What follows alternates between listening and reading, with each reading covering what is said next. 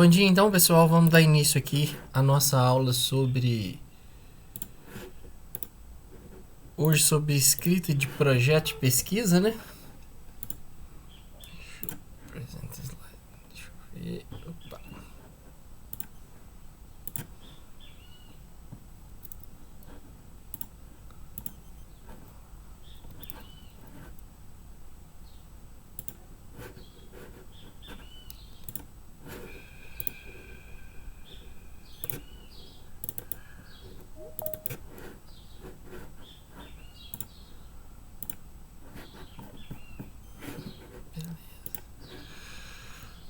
Pessoal, então vamos lá.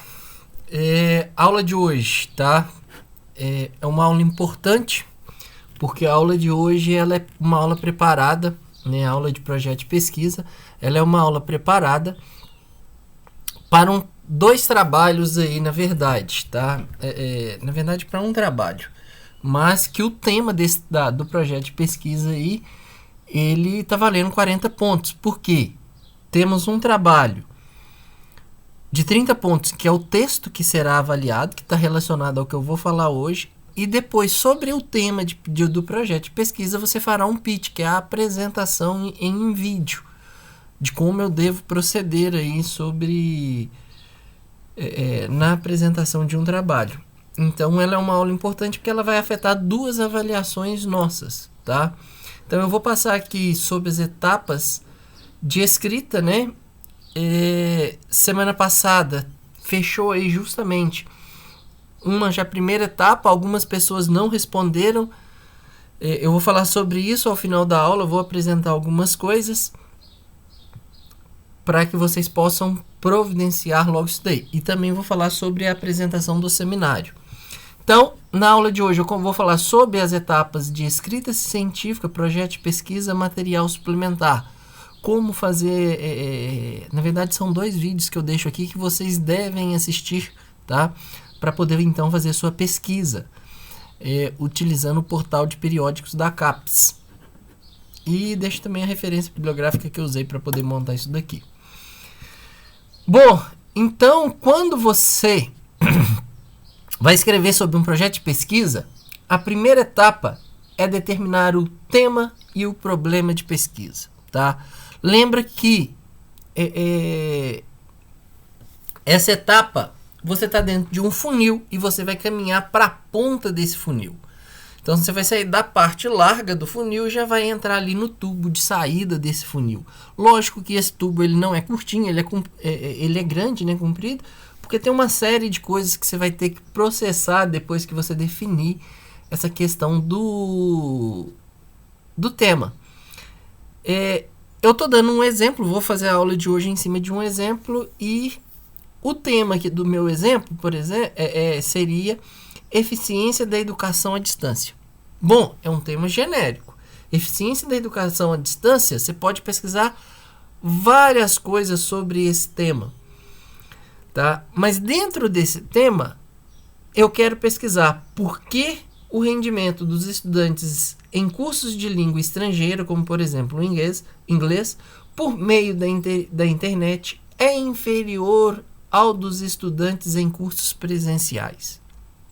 Então veja, na hora de vocês fazerem a pesquisa, o projeto de pesquisa, que como eu disse é um critério de avaliação aqui da disciplina, vocês vão ter que fazer isso, partir de uma área, que não me interessa qual é a área. Ela pode ser lá da programação, ela pode ser da mecânica, ela pode ser do controle, ela pode ser da elétrica, da eletrônica, não me interessa. Vai da área que você tem aptidão, do que você gosta de fazer. Mas lembrando que você tem um tema dentro dessas grandes áreas que eu citei. Você tem vários temas ali e dentro desse tema você tem que ter um problema para tratar. Então, aqui eu estou pegando algo da educação. E na sequência, dentro dessa área da educação, o que eu vou tratar de problema? Eu poderia levar isso facilmente. Olha, vou trabalhar na área de controle. Com o que você quer trabalhar? Pegando um problema de engenharia. Vou trabalhar com a técnica de linearização por realimentação. Beleza, esse é o meu tema. Qual é o problema que eu vou tratar? Bom, Quero tratar a robustez e adaptabilidade da malha de controle linearizada por realimentação. Pronto. Então eu defini um tema, que é a linearização por realimentação, e eu falei qual que é o problema, que é agregar robustez e adaptabilidade aí a essa técnica de controle. É um exemplo, tá? Mais próximo da engenharia. E por que isso é importante? Vocês devem me enviar. Quem ainda não enviou a atividade, tá? Quem não enviou tá panguando. Por quê?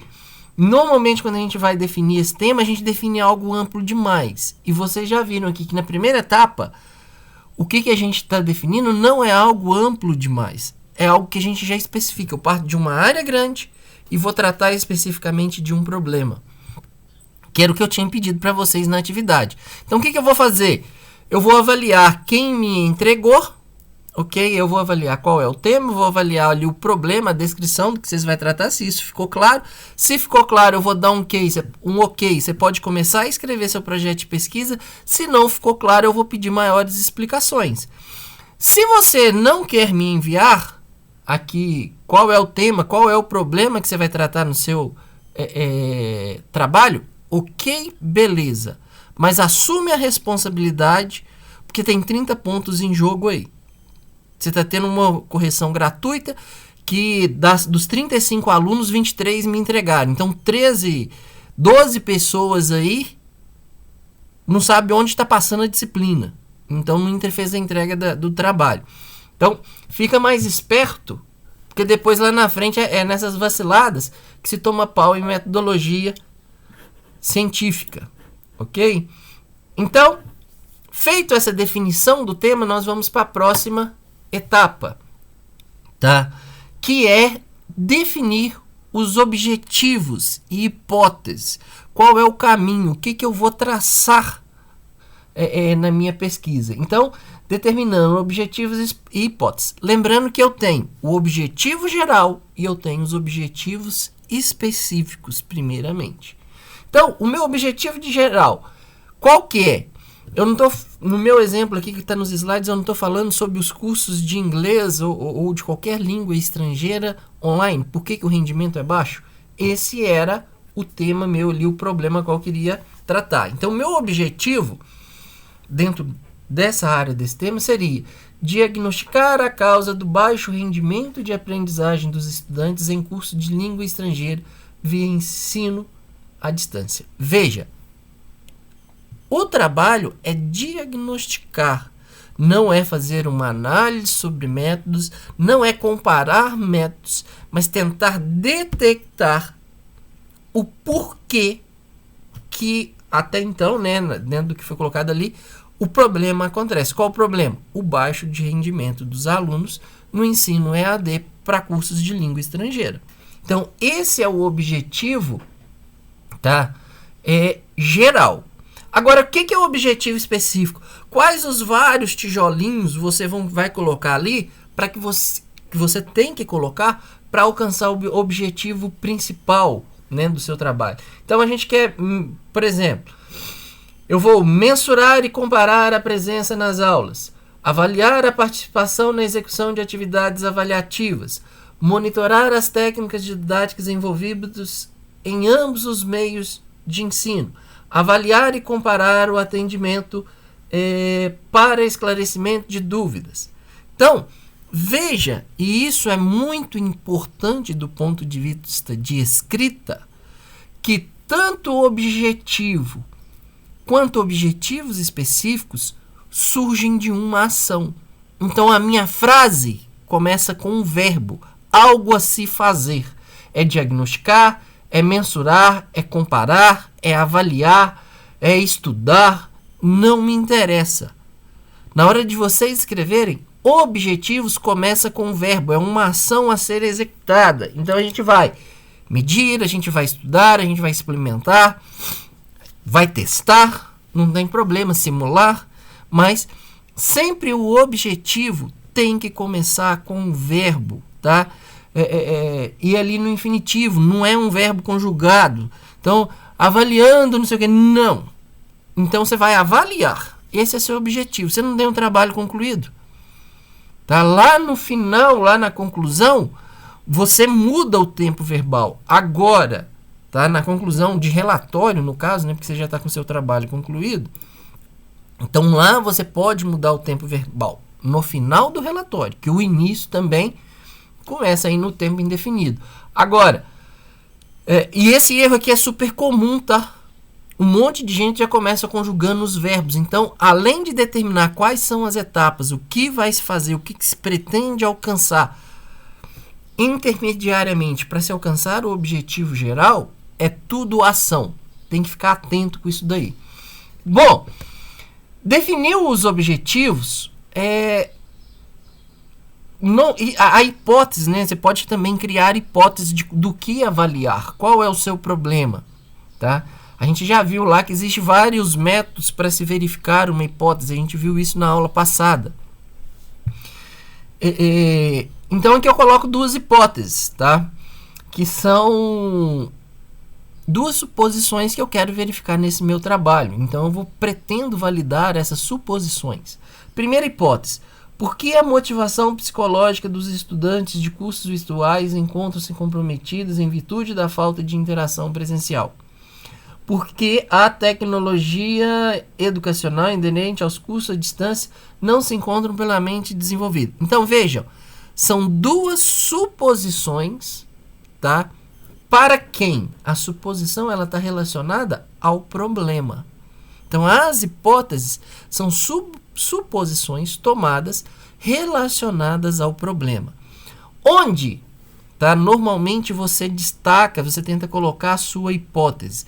A sua hipótese ela vai surgir numa introdução, ela vai surgir, no caso aqui do projeto de pesquisa, ela estará no resumo, ela estará na introdução.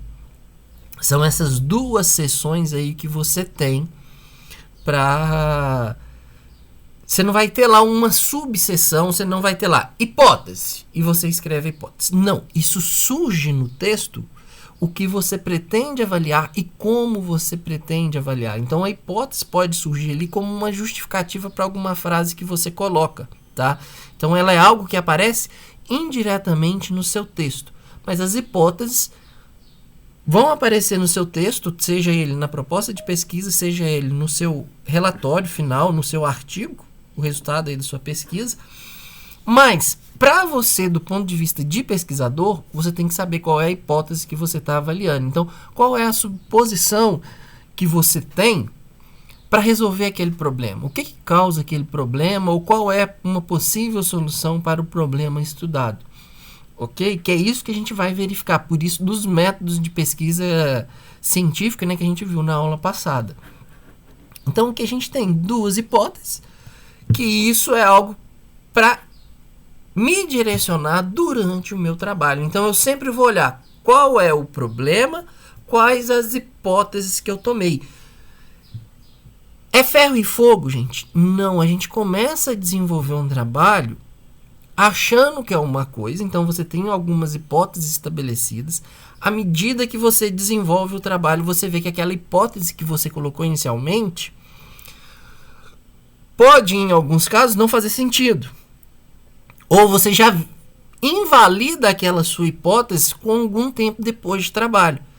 Se você invalidou, você tem suspeita do que está gerando o problema. Então, o que acontece? A sua hipótese ela pode sofrer ou você pode criar novas hipóteses durante o trabalho. Mas, de um modo geral, tá? Você precisa de pelo menos uma hipótese para iniciar a sua investigação daquele problema a qual você se propõe a tratar. Propõe-se a estudar. Bom, então essa é a segunda etapa. O que fica marcado aqui? Primeiro, a parte de objetivos, que devemos começar sempre com verbos, tá?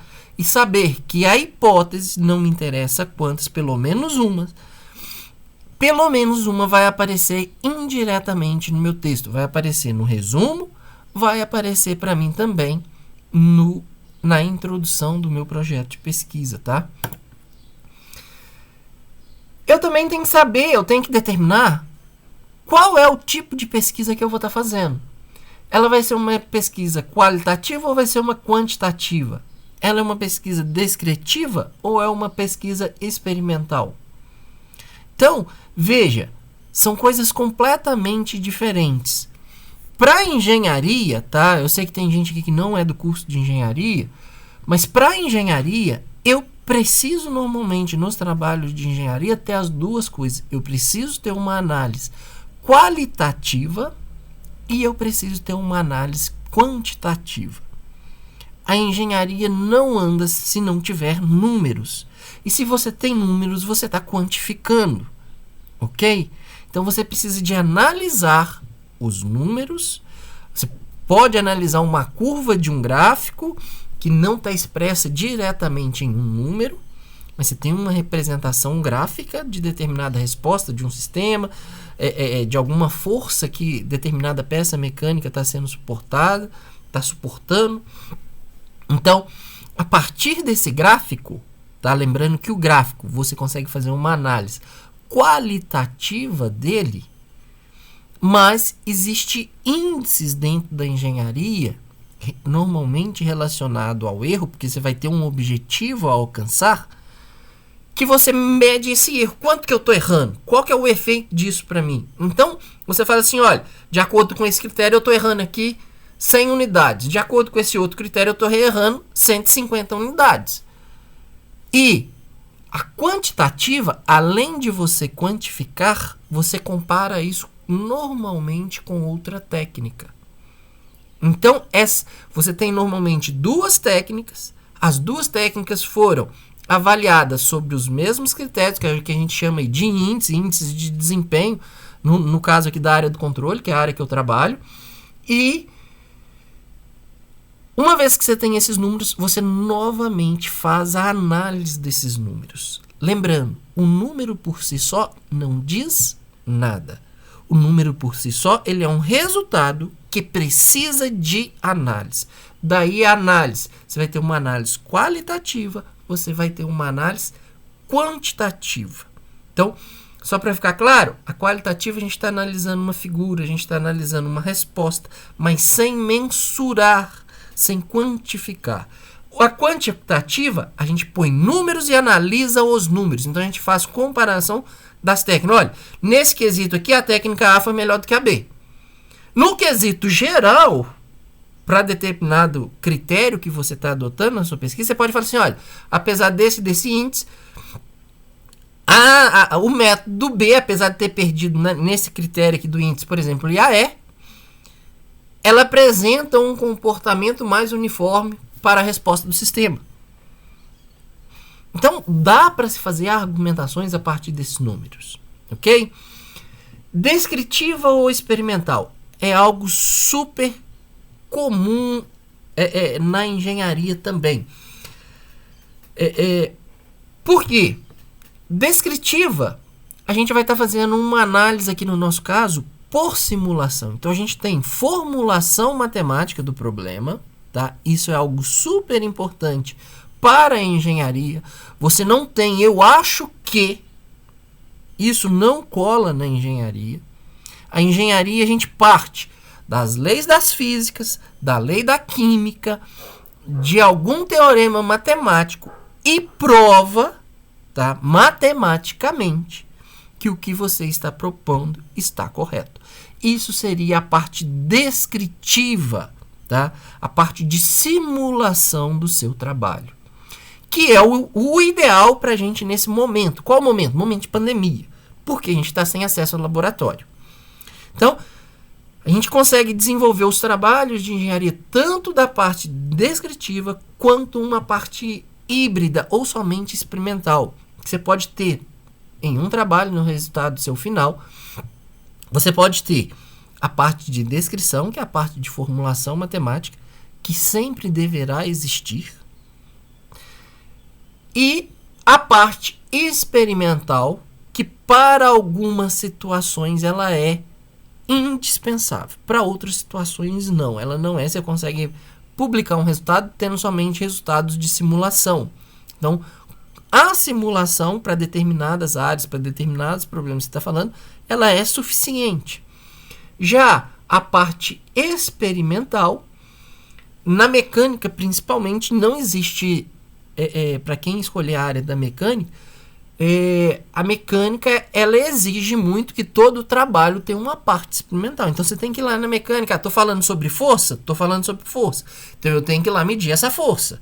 Eu estou propondo modificar a estrutura, a composição do material, e fala assim, olha, essa mudança aqui, acrescentei aqui, alterei a porcentagem de carbono em 0,1%, isso fala para mim que a ductibilidade do determinado aço lá vai aumentar ou vai diminuir, tá? Bom, você não pode só falar, você pode discutir o porquê que você acha, mas você tem que provar. Então você vai ter que pegar um corpo de prova desse aço, levar para lá e espichar esse negócio e medir realmente a força e mostrar que aquilo lá melhorou, que piorou, alguma coisa do tipo dentro do que você está discutindo. Ok? O que eu sugiro para vocês nesse momento, tá? Visando que bons trabalhos aí da disciplina de metodologia, para quem escrever bons trabalhos, pode submeter esses bons trabalhos aos editais aí que serão abertos ao longo do ano. Então você arruma um professor orientador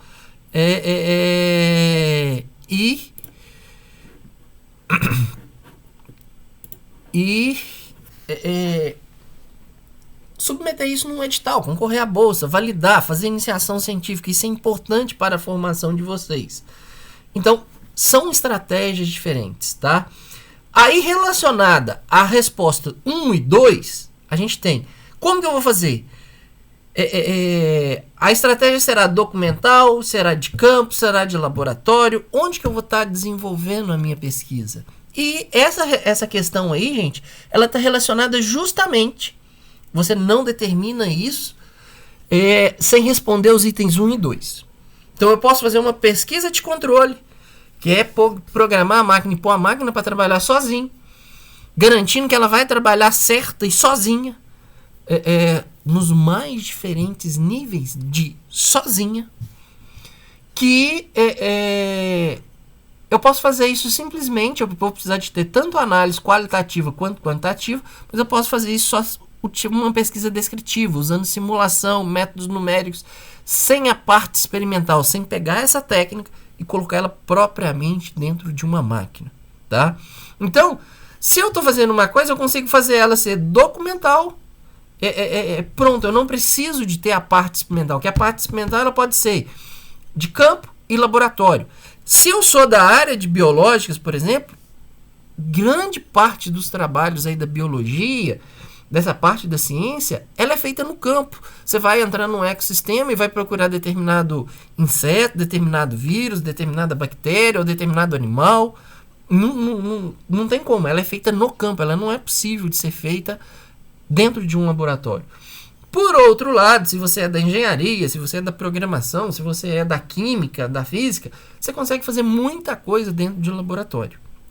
Tá? Então, onde você vai fazer a estratégia? Onde que isso é importante no seu projeto de pesquisa? É importante você ter consciência disso, porque tem uma seção do projeto de pesquisa que refere-se exatamente à descrição. Qual é a metodologia? Quais são as etapas? Eu vou falar dela aqui à frente. Então você precisa de contar. Olha, eu sei que isso daqui vai ser feito usando só software e computador. Pronto, eu tenho que deixar isso claro para mim lá. Vai ser só revisão de método e simulação da técnica proposta. Ok, ela está mais relacionada a uma estratégia documental do que de campo ou de laboratório. Certo? Então, essas respostas vão impactar diretamente na metodologia estabelecida para desenvolvimento do trabalho. Temporalidade, né? Longitudinal, transversal, vai ser a curto prazo, vai ser a longo prazo, qual é o período? Lembrando que toda pesquisa tem tempo, toda pesquisa tem uma faixa de tempo para ser executado, tem uma faixa de tempo para ser analisado. Eu vou analisar técnicas de 3 anos atrás ou eu vou começar comparando técnicas de 30 anos atrás? O que eu vou fazer? Qual que é o meu objetivo? Então, por isso, de saber essa temporalidade aí longitudinal ou transversal. Definido essas perguntas, gente, aqui começa o primeiro problema dos discentes de um modo geral quando chegam na pesquisa, tá? Eles já querem chegar, pôr a mão na massa. A gente não chega e põe a mão na massa. Por mais frustrante que isso pode parecer para alguns, a gente tem que começar construindo uma revisão da literatura. A gente precisa fazer uma revisão bibliográfica. E revisão bibliográfica, para quem está mexendo com pesquisa, ela é feita em cima de artigo científico.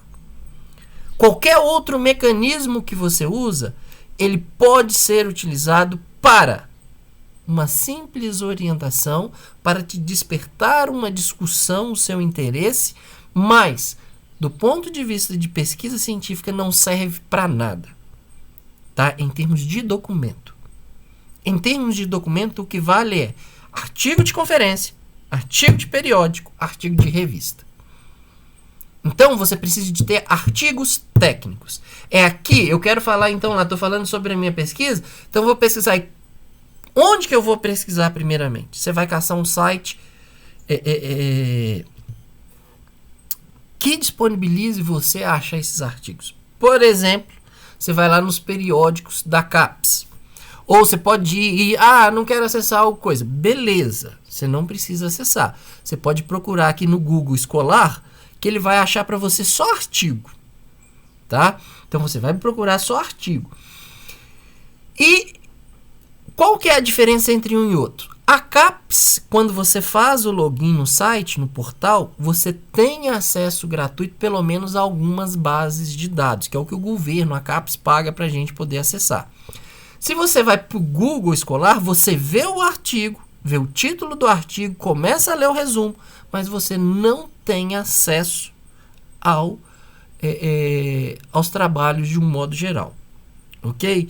Por quê? Porque aí você vai ser caminhado para a plataforma da revista e lá você vai ter que fazer login ou você vai ter que comprar o artigo que você quer ler, tá?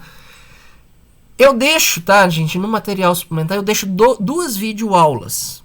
Nessas videoaulas, os professores, um é da UNB, o outro eu não lembro de onde ele é. A professora eu não lembro de onde ela é. E ele mostra de quê? Como eu realizo uma pesquisa no portal da CAPES, no periódicos da CAPES. Então, como eu faço login, como eu faço a busca de dados, eu posso fazer essa busca de dados por assunto, por área, por jornal, tem uma série de modos de fazer essa pesquisa. Então, eu vou deixar para vocês assistirem sobre como fazer essa pesquisa,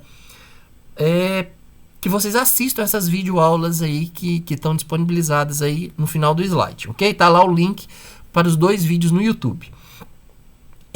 E por que eu preciso fazer? Eu preciso saber o que está acontecendo, tá? Eu preciso saber o que está acontecendo. E está acontecendo aonde? Na comunidade científica. Então, informações sobre comunidade científica eu vou achar em artigo científico.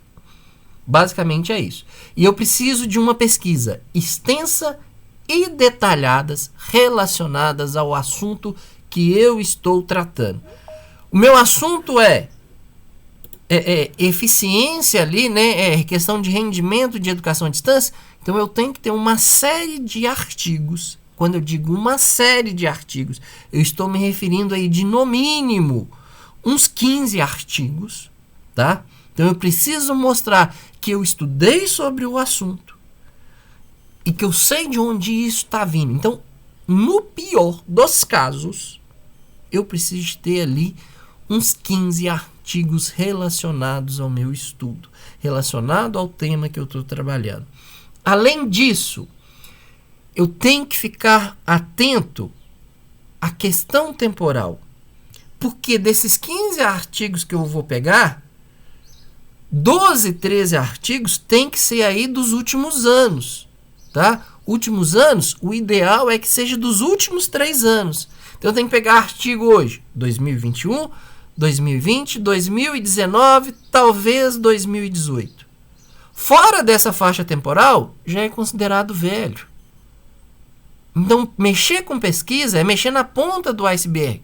É mexer lá na fronteira do conhecimento. Então, eu tenho que saber, na atualidade, o que a comunidade científica está pesquisando, quais são os trabalhos que estão sendo desenvolvidos sobre o assunto que eu quero trabalhar. Não adianta você pegar como base artigos da década de 70, da década de 80, da década de 90, lá do início dos anos 2000. São 20 anos de desenvolvimento tecnológico. São 20 anos de evolução. Então, é preciso estar atento à linha temporal das minhas referências. Ah, eu achei um problema numa década do ano da década de 80. Não vou poder tratar aquele trabalho? Vou sim. Só que eu preciso pegar da década de 80 para cá e fazer uma busca rigorosa para saber se alguém já tratou aquele problema da forma como eu estou querendo tratar. Porque se alguém já tiver tratado, para que você vai gastar sua energia tratando isso novamente? Agora, se o problema é lá da década de 80 e ninguém conseguiu tratar ele, você tem uma ideia para tratar ele, ótimo. Nesse caso, vale. Agora, para mostrar que você está atual em relação ao assunto, as suas referências, a sua pesquisa, ela tem que se tratar de artigos recentes. Isso é super importante. Onde que nós vamos mostrar isso daqui? Na introdução. A introdução, eu estou me referindo a essas partes aqui do texto, a introdução ali do método, do projeto de pesquisa, de um artigo, de um relatório, ela vem uma apresentação geral do problema, no seu primeiro parágrafo. No segundo e terceiro parágrafo, é a revisão, é onde você estabelece o seu marco teórico. Então, é onde você fala, olha, no trabalho A, os autores propõem isso. Obtém esse resultado. No trabalho B, é proposto uma modificação no trabalho de A e o resultado é esse. Então, em 2, 3 linhas, você fala sobre o trabalho.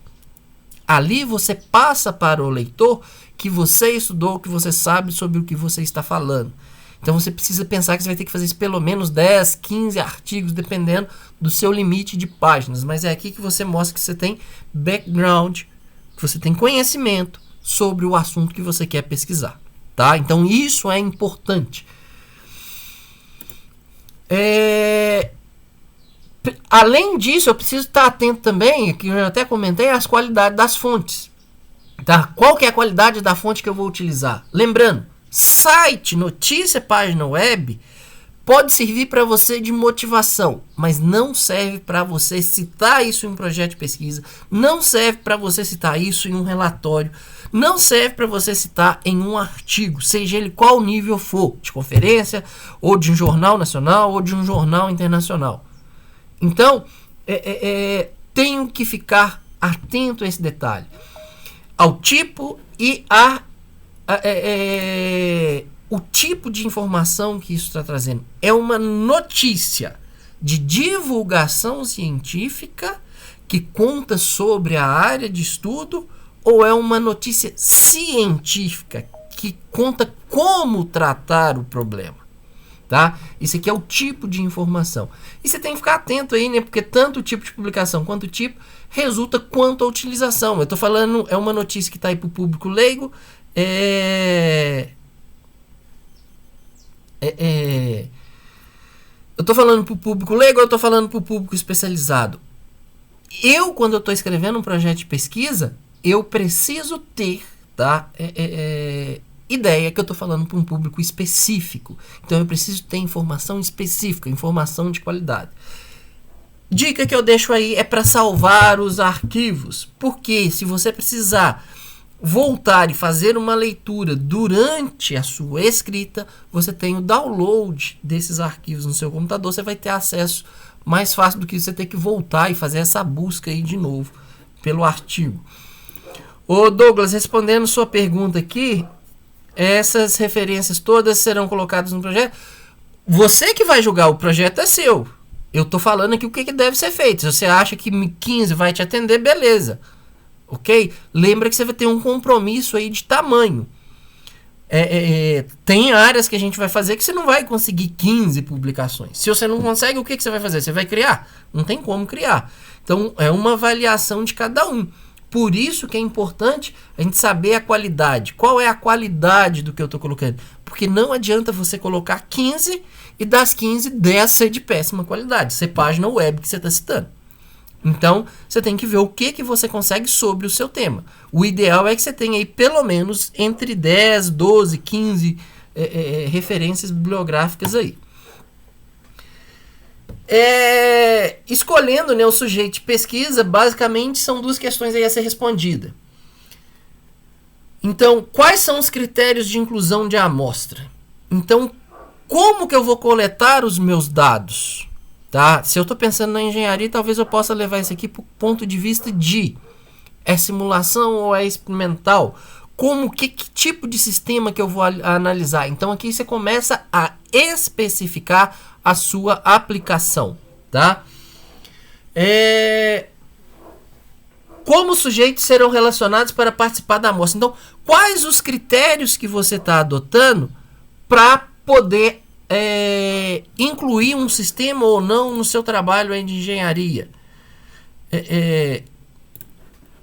Então, são algumas perguntas. Estabelecimento de critérios. Por que eu vou incluir? Por que eu não vou incluir? Esse sensor me atende ou esse sensor não me atende?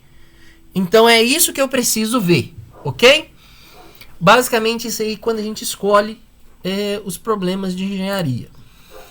Determinando instrumentos e procedimentos de coleta. Então, nessa etapa você vai detalhar para o leitor qual a etapa de pesquisa.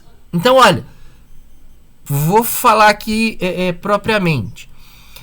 Basicamente, eu vou descrever e relacionar isso aqui no meu procedimento, que isso aqui está falando especificamente da minha seção de metodologia. Eu tenho, basicamente, que estabelecer uma sequência de ideias para atender aos meus objetivos específicos. Então, olha, eu vou falar lá, vou precisar inicialmente revisar a bibliografia de não sei o que. Vou fazer o levantamento de dados e mensurar a presença dos alunos nas aulas. Na sequência, concluída a etapa de mensuração e comparação, vai se iniciar a avaliação da participação na execução das atividades. Então, você descreve a sequência e estabelece a sua sequência de ideias de forma a atender os objetivos específicos. Então, a etapa 6, você deve estabelecer a sequência, as etapas, os passo a passo de como você desenvolverá a sua pesquisa. Tá? Isso está onde? Você tem uma seção dedicada para isso. É a seção de metodologia. Aqui você estabelece o como você vai fazer a sua pesquisa. Tá? Isso em detalhes. Você tem que dar detalhes para que outra pessoa consiga pegar esse projeto de pesquisa seu e realizar ele, implementar. Basicamente é isso que vocês vão ter que fazer. A sexta etapa, tá, que é a metodologia, normalmente ela é casada com um plano de trabalho. Quando eu me refiro ao plano de trabalho, você tem um cronograma. Olha, então você faz a descrição das suas ideias e relaciona posteriormente essa sequência de ações com uma janela de tempo. Então, no projeto de iniciação científica, normalmente ele dura 1 ano, são 12 meses. Tá? Então, 12 meses de pesquisa. Nesses 12 meses, do 1º ao 12º mês, você tem que conseguir fazer tudo o que está descrito na sua metodologia. Então, olha, primeira revisão é revisão. Revisão aqui da técnica que eu vou estudar precisa ser feita nos 2 primeiros meses. Depois a programação vai ser feita no 3º mês. E por aí afora vai até você conseguir fazer simulação, experimento. A redação do seu trabalho final tem que estar previsto também no seu cronograma. E por aí vai, seja relatório, seja artigo, seja o que for. Lembrar, tá, de durante o desenvolvimento da sua pesquisa, que já é durante o desenvolvimento, você precisa registrar. Então você pode registrar por foto, vídeo, tabelas de dados, gráficos, imagens virtuais, tanto 2D quanto 3D. Depende da natureza da sua pesquisa. Isso aqui vale para qualquer coisa. O pessoal da biologia, por exemplo, adora e tem a possibilidade de registrar por fotos e vídeos. Em engenharia, a gente precisa de quantificar. Então, dados de tabela e gráficos obrigatoriamente tem que aparecer lá, tá? E a 7ª etapa, que é quando você vai quantificar, que você transcreve e analisa seus dados. Então, aqui agora é onde eu vejo. Estou errando quanto? Aqui entra a parte da estatística. Aqui entra a parte de quantificação. Tá? Lógico. Pensando do ponto de vista do trabalho, é a execução. Pensando do ponto de vista de projeto, é deixar claro para quem vai avaliar o seu projeto como você vai medir, como você vai analisar os dados que você vai coletar durante o seu experimento, durante o seu trabalho. Então, o que você vai fazer? Como que você vai quantificar desempenho? Como que você vai analisar o problema ao qual você está tratando? Como que você vai medir erro? Que estatística que você vai usar? Estatística ela é muito ampla. Tem várias maneiras de você pegar essa medição de erros aqui e tratar ela dentro da estatística. Por isso que a gente tem vários índices. Ok? Então é isso aqui que a gente precisa estar olhando. De novo, projeto de pesquisa, a gente deixa uma indicação, né, de quais os resultados esperados. Tá? Espera-se que, tá? Espera-se que seja obtido isso, isso e isso. Então você tem que dar uma indicação também de qual é o resultado que você pretende alcançar. Lembra, você está propondo um projeto de pesquisa. Lembra que você tem como base a discussão das suas tabelas, que você vai obter, que você não tem isso ainda, gráficos, imagens, fotos, a conclusão do seu trabalho. O que você espera? Isso, gente, por incrível que pareça, fala assim, mas eu não sei qual que é o resultado. Ok, ninguém sabe qual é o resultado final de um trabalho de pesquisa que você vai trabalhar nele 1 ano, em alguns casos mais do que 1 ano. Mas você tem que saber, ou você tem que ter um objetivo do que esperar. Então eu espero, por exemplo, lá no controle, que eu vou obter uma malha de controle com essa e essa característica, sendo validada por esse índice, validada por essa performance e não sei o que. Então eu consigo fazer uma discussão mesmo não tendo resultado, mas eu sei o que eu quero obter lá na frente. Então é um resultado esperado, mas eu preciso indicar isso no meu projeto. Na escrita final eu falo assim, olha, isso é analisando os dados da tabela, analisando os dados do gráfico, conclui-se que o método proposto ele é mais eficaz ou ele é menos eficaz que o método disponível aqui na literatura que eu estou comparando. Então, essa seria a sua 8ª etapa aí, né? Última etapa, na verdade, do seu trabalho. Então, lembrem, projeto de pesquisa, ele precisa de ter uma indicação do resultado que será alcançado. Combinado? Bom, tô deixando aqui, então, os links que eu falei, tá vendo? Como esse primeiro vídeo é como fazer o login. Só para ficar claro, o Cefet faz parte lá da CAF, né? Que é um grupo de universidades aí bancada pelo CNPq. Então ele está nesse sistema CAF. E vocês usam lá o mesmo login que vocês usam para acessar o SIGA para ver nota. Então eu não sei se é o número de matrícula ou se é CPF que vocês usam, mas é essa mesma informação de login, usuário e senha que vocês vão estar utilizando para fazer login na CAPES. Lógico, quando você entra em CAF, você tem essa opção lá de pegar lá CAF, você tem que selecionar o Cefet e você vai ser direcionado para fazer login na página do Cefet. Fez o login, automaticamente você é redirecionado para a página do CNPq lá para poder fazer o portal dos periódicos. Então você pode iniciar a pesquisa. A aula 2, a busca por periódicos, essa parte de login ela já está feita, já está pronta. Então é como que agora eu utilizo a ferramenta que eu tenho disponível para fazer a minha pesquisa. Eu vou fazer por fontes, eu vou fazer vou escolher uma biblioteca, vou usar arquivos publicados nessa biblioteca, ou eu vou fazer por assunto. Ok? Então a professora lá, ela fala para a gente como desenvolver essa pesquisa, os modos como eu posso escolher.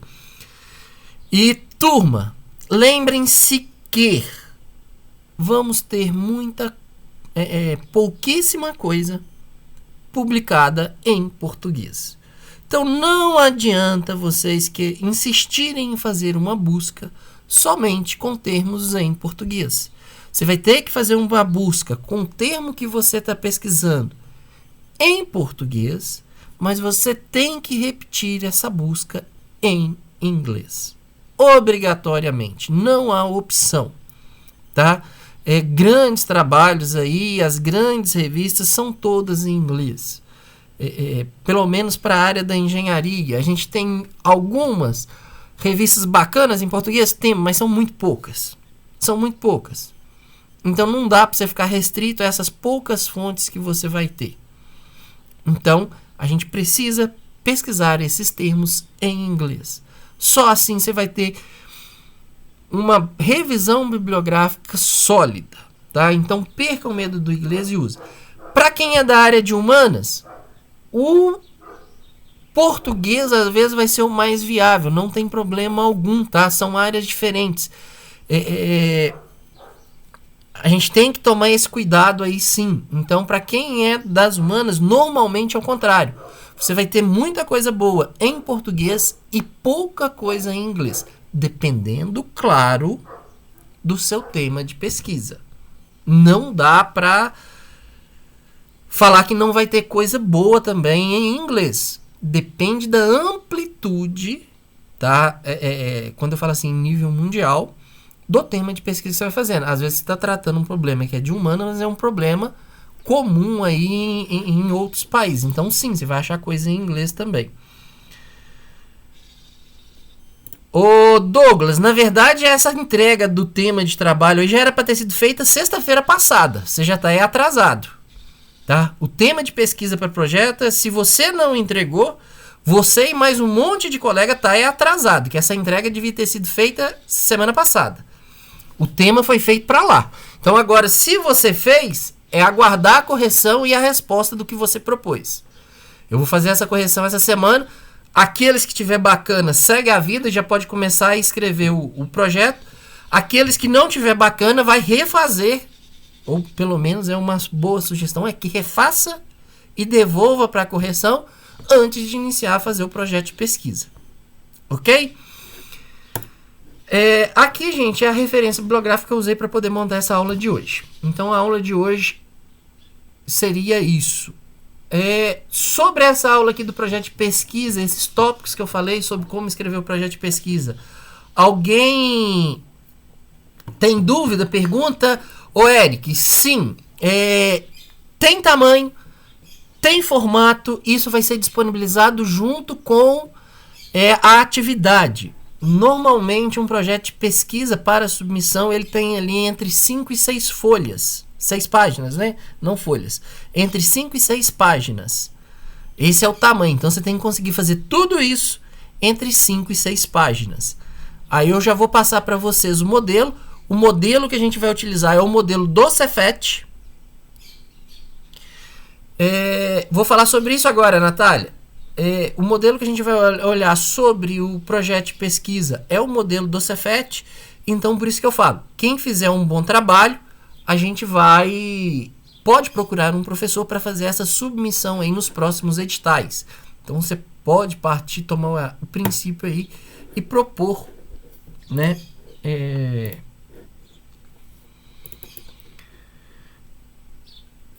o seu tema de pesquisa. Gente, sobre o seminário, deixa eu abrir aqui só para chegar na disciplina.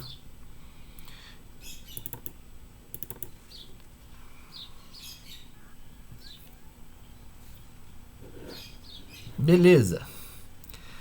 Então, olha, eu tenho os grupos formados, exceto, tá, que foram as pessoas que não entraram em contato, que foram Flávio, Paulo, Vitor e Igor Gabriel.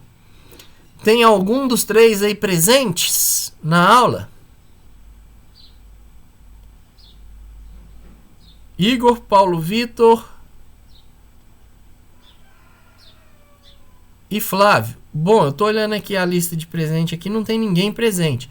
Essa turma aí foram os que não me responderam nem com atraso a formação dos grupos, tá? Então, como os 3 não responderam das demais pessoas da turma responderam, então eu montei aqui os grupos entre um e outro. Vamos lá então, os temas de pesquisa.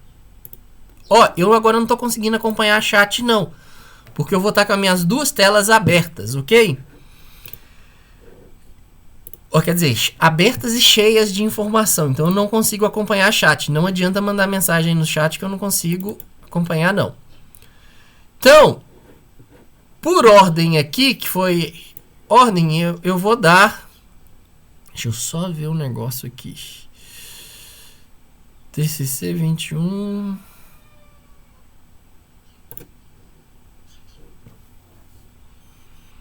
Peraí, 2020.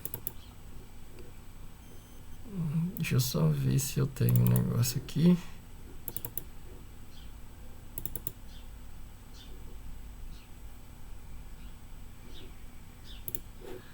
Não.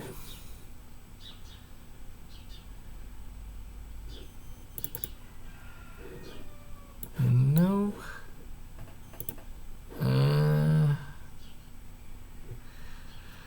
Pessoal, eu vou fazer o seguinte. Eu vou subir um arquivo, ok? Eu vou subir um arquivo hoje com a relação dos termos do trabalho. São 6 textos. Eu já tenho a relação de grupos formados. Eu precisava de conversar aqui, era com os meninos que não apareceram. No caso aqui, o Flávio, o Paulo e o Igor. Eu vou estabelecer a ordem de definição de temas. Hoje eu vou subir os textos, então são 6 textos, ok? Como que funciona o seminário? O seminário, um grupo apresenta o texto, então ele vai fazer um vídeo de apresentação do texto.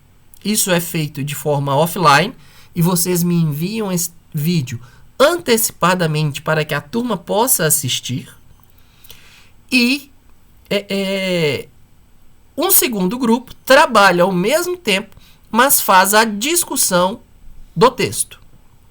Então, um apresenta, outro faz a discussão.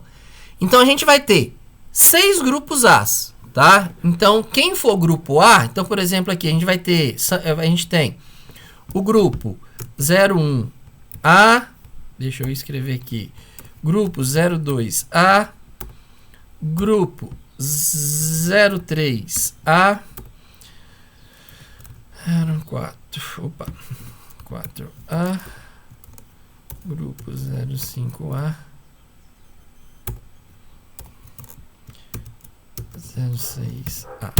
Então, olha, são 6 grupos, de 1 a 6 com a letra A.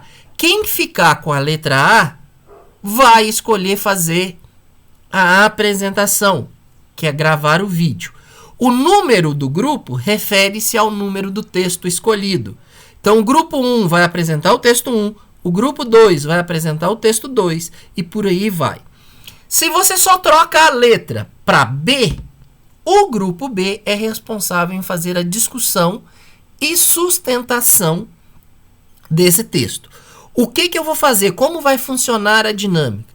Eu vou estabelecer lá a sequência de quem vai escolher o trabalho, tá? Então, eu vou subir os 6 textos para o SIGA A hoje. Vou estabelecer uma ordem de escolha. Então, vou falar aqui, por exemplo, o grupo do Davi, Luiza e Miller, tá? Davi, Luiza e Miller, isso mesmo. Vocês são os primeiros a escolher. Exemplo, tá?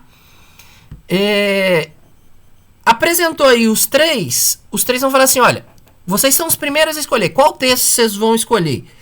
As opções estão lá, vocês vão ver quais são as opções de texto. E fala assim, olha, eu quero apresentar o texto 3. Se você quer apresentar o 3, você é o grupo G3A. Você já vai ter automaticamente as datas e tudo que você tem que fazer. Ok? É assim que vai fazer. Então, eu vou estabelecer essa ordem. Onde vocês vão retornar para mim? Vocês vão retornar isso aqui para mim no chat geral aqui da turma, não no chat privado meu, tá? Então aqui na turma você fala assim, o Davi vai lá e decide, eu quero o grupo 3A. Nós escolhemos seu grupo 3A. Nós vamos fazer a apresentação do texto 3. Beleza. Aí você vem cá e informa. Olha, eu escolhi o grupo 3A. Na sequência, a segunda dupla com direito de escolher, ela vai poder, então, escolher o tema já sabendo da escolha do grupo do Davi. Só um exemplo, tá? Como que foi estabelecida essa ordem? Foi estabelecida a ordem para escolha, a sequência, a ordem ali de quem me entregou o grupo primeiro. Então, quem foi mais esperto em definir o grupo, vai ter agora o privilégio de escolher o tema. Se ele vai querer apresentar, se ele vai querer defender e qual texto ele quer apresentar e qual texto ele quer defender. Ok? Combinado assim? Então, eu já vou deixar isso daí estabelecido para vocês. Combinado assim? Suba então tudo e vocês vão me retornando aí. Eu vou fazer isso depois do almoço, que agora de manhã eu dou mais aula, não consigo. Depois do almoço eu vou subir os 6 textos, vou subir a ordem de escolha de cada grupo, a data de cada grupo, a data é a mesma, e dúvidas vocês me questionam. Natália, padrão de apresentação, você pode escolher qualquer uma daquelas lá do Beamer, tá? Se você for montar slide, só lembrando que o slide ele é feito usando o LaTeX, não usando PowerPoint. Então você vai fazer para mim, gravar o vídeo aí no seu grupo e enviar o vídeo se for o caso. A apresentação, se for a questão da sustentação, é livre. Você pode utilizar como base para guiar, já que a gente está no ensino remoto, um slide, ou você pode adotar outra estratégia que você queira. Você grupo, tá? Não você, Natália. O grupo queira. Então, não existe muito um padrão definido, não. Na aula lá sobre o LaTeX, no final do arquivo PDF, tem vários modelos de arquivo Beamer. Você pode escolher o que você achar mais conveniente e mais adequado. Eu ainda sobre a apresentação, eu vou ter uma aula ainda sobre a apresentação, sobre como fazer a apresentação. Ok? Alguns critérios que vocês devem observar. Isso vai acontecer antes do seminário, então vocês vão ter tempo de definir essa apresentação com mais segurança à frente. Ok?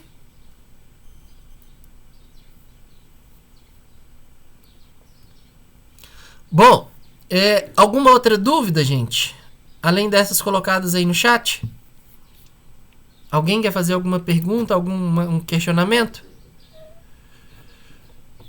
Então, combinado, essa semana eu já devolvo essa semana eu já vou corrigir os temas de trabalho, tá? Do projeto de pesquisa. Lembrando, o projeto de pesquisa ele é individual. Quem não enviou, envie o tema de pesquisa. Quem enviou, eu já vou fazer a correção e fazer a devolução, falando se está ok ou se precisa de esclarecimento. Se eu falar que está ok, pode iniciar a escrita da atividade aí assim que eu liberar ela, a qual eu devo liberar e marcar a entrega essa semana também, tá? Então não fica dormindo aí de boca aberta quem não entregou o tema, não, porque eu já vou marcar a data de entrega do projeto de pesquisa. Combinado? Gente, no mais então, obrigado, boa semana para todos. Qualquer dúvida, manda mensagem no chat, manda e-mail, que a gente vai conversando aí. Combinado? Um abraço a todos, então, boa semana. Qualquer dúvida, estou à disposição.